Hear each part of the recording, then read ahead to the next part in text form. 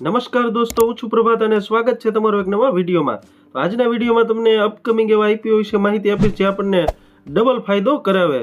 તો મિત્રો વિડીયો પૂરો જોજો. હજુ સુધી ચેનલને સબસ્ક્રાઇબ નથી કરી તો સબસ્ક્રાઇબ કરવાનું ભૂલતા નહીં. આવા નવા વિડીયો બનાવતો રહું તમારા માટે, એટલે વિડીયોને લાઇક તો અવશ્ય કરી જ લેજો. તો મિત્રો આઈપીઓ વિશે વાત કરીએ, અપકમિંગ આઈપીઓ વિશે. તો મિત્રો ફર્સ્ટ નંબરનો જે આઈપીઓ છે મારી લિસ્ટનો, એ મિત્રો બધા આઈપીઓ વિશે માહિતી આપીશ, પરંતુ એસબીઆઈ મ્યુચ્યુઅલ ફંડ આઈપીઓ છે મારા લિસ્ટમાં પહેલા નંબરે રહેવાનો છે. મિત્રો વધારે વાત કરું તો મિત્રો આગામી દિવસોમાં જ હીરો મોટોકોપ ને હીરો ફિનકોપનો આઈપીઓ આવી રહ્યો છે. વાત કરીએ હીરો ફિનકોપના આઈપીઓની, તો મિત્રો આઈપીઓ પહેલા આવવાનો છે જેનો 3600 કરોડ રૂપિયાનો આઈપીઓ આવવાનો છે. જ્યારે હીરો મોટોકોપનો આઈપીઓ જ્યારે આવશે ત્યારે 1200 કરોડ રૂપિયાનો આઈપીઓ આવવાનો છે, જેમાં 800 કરોડ રૂપિયા છે ફ્રેશ ઇસ્યુ રહેવાનો છે, જ્યારે 400 કરોડ રૂપિયા ઓફર ફોર સેલ રહેવાનો છે.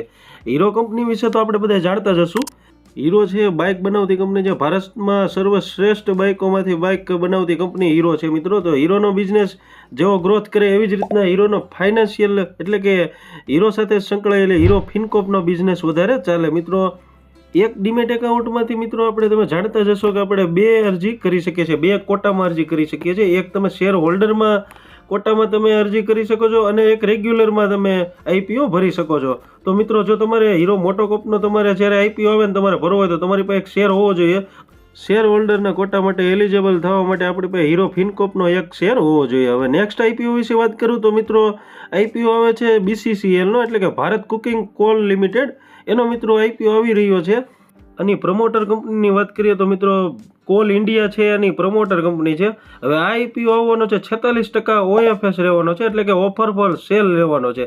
શેર હોલ્ડર કોટામાં જો તમારે અરજી કરવી હોય તો એના માટે તમારે કોલ ઇન્ડિયાનો શેર એક લઈને તમારે હાલમાં તમારા ડીમેટ એકાઉન્ટમાં રાખી દેવાનો છે.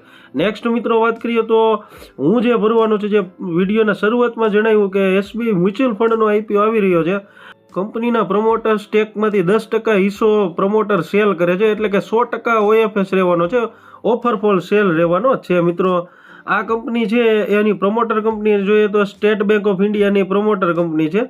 મિત્રો એસબીઆઈ મ્યુચ્યુઅલ ફંડનો આઈપીઓ 15,700 કરોડ રૂપિયાનો રહેવાનો છે. મિત્રો મોટી સાઇઝનો આઈપીઓ હોવાથી લાગવાના ચાન્સ વધારે છે. મિત્રો એસબીઆઈનો જો શેર તમારે હશે તો તમે શેર હોલ્ડર કોટામાં તમે એલિજિબલ છો. તો મિત્રો નેક્સ્ટ વાત કરીએ આપણે તો મિત્રો જીઈએમ એટલે ગ્રીવ્સ ઇલેક્ટ્રિક મોબિલિટીનો આઈપીઓ આવી રહ્યો છે. મિત્રો આ કંપની છે ઇલેક્ટ્રિક 2 વ્હીલર 3 વ્હીલર બનાવે છે. આની પેરેન્ટલ કંપની વિશે વાત કરીએ તો ગ્રીવ કોટન છે. એનો શેર જો તમારા ડીમેટ એકાઉન્ટમાં લઈ લો એક, તો તમે શેર હોલ્ડર કોટામાં પણ એપ્લાય કરી શકો છો. મિત્રો 1000 કરોડનો આઈપીઓ રહેવાનો છે અને ઓફર ફોર સેલ જોઈએ તો 18.9 CR રહેવાનો છે. મિત્રો નેક્સ્ટ આઈપીઓ વિશે વાત કરીએ તો પીએચયુ એટલે કે પ્રેસ્ટીજ હોસ્પિટાલિટી વેન્ચરનો આઈપીઓ આવી રહ્યો છે. મિત્રો પ્રેસ્ટીજ ગ્રુપનો આઈપીઓ છે. મિત્રો પેરેન્ટલ કંપની વિશે વાત કરીએ તો પ્રેસ્ટીજ એસ્ટેટ આની પેરેન્ટલ કંપની છે. મિત્રો 2700 કરોડ રૂપિયાનો આઈપીઓ આવી રહ્યો છે, જેમાં મિત્રો 1700 કરોડ છે ફ્રેશ ઇસ્યુ છે અને 1000 કરોડ રૂપિયા છે ઓફર ફોર સેલ રહેવાના છે. જો તમે અત્યારથી જ પ્રેસ્ટીજ એસ્ટેટનો શેર એક લઈને તમારા ડીમેટ એકાઉન્ટમાં રાખી દેશો તો મિત્રો તમે શેર હોલ્ડર કોટામાં તમે એપ્લાય કરી શકો છો. નેક્સ્ટ આઈપીઓ વિશે વાત કરીએ, ફાયદો કરાવે એવો આઈપીઓ, તો આશીર્વાદ માઇક્રો ફાઇનાન્સનો 1500 કરોડ રૂપિયાનો આઈપીઓ આવી રહ્યો છે. આશીર્વાદ માઇક્રો ફાઇનાન્સ લિમિટેડનો આઈપીઓ સંપૂર્ણપણે નવો ઇસ્યુ ધરાવે છે, જેમાં કોઈ પણ ઓફર ફોર સેલ નથી.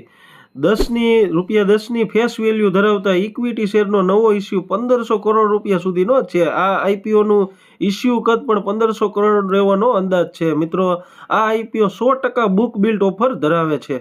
આની પેરેન્ટ કંપની વિશે વાત કરીએ તો મન્નાપુરમ ફાઇનાન્સ આની પેરેન્ટ કંપની છે. આનો એક શેર લઈને તમે તમારા ડીમેટ એકાઉન્ટમાં રાખી દો, તમે શેર હોલ્ડર કોટામાં તમે એપ્લાય કરી શકો છો. તો મિત્રો વિડીયો કેવો લાગ્યો કોમેન્ટમાં જણાવો. હજી સુધી ચેનલને સબસ્ક્રાઇબ નથી કરી તો સબસ્ક્રાઇબ કરી લો. Thank you for watching.